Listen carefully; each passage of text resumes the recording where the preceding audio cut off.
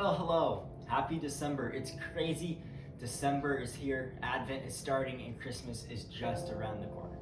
Our theme this year is O Holy Night, set apart to save the world. And so that hymn we all know, O Holy Night, what does it really mean?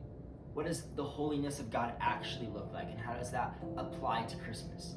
How is Christmas 2,000 years ago so set apart and special of a night that it transforms and marks our lives even today? And so we're going to be unpacking this as we talk about the magnitude, the mystery, the mercy, and the marking of that night. And each week we're going to walk through one of those, and we're going to really dig into Scripture and see. And so today, the magnitude of God becoming flesh and coming to earth. Let's look at John chapter 1. It says, "In the beginning was the Word, and the Word was with God, and the Word was God.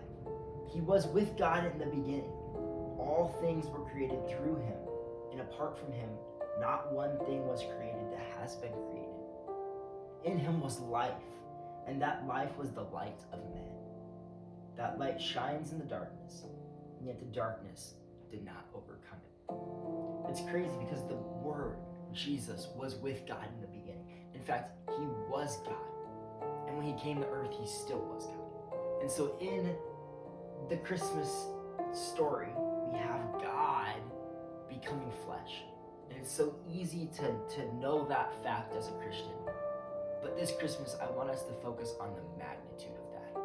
What does it really mean that God became flesh? And so, the light shining in the darkness of this world, Christ was the light.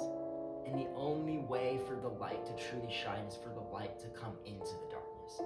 And that is exactly what God's plan was. His holy and set apart plan throughout history was to extinguish the darkness that we brought upon ourselves.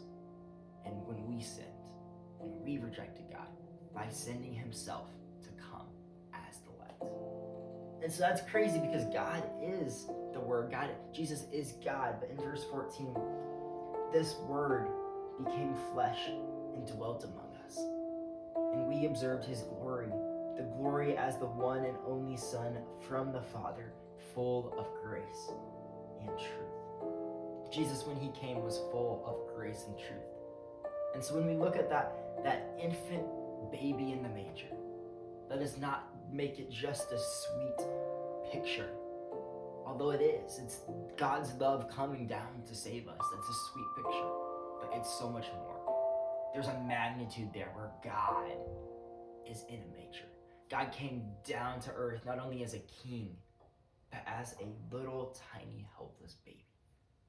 And so, verse 10, he was in the world and the world was created through him. God created the world. Jesus, this baby, was the one who spoke the world in motion.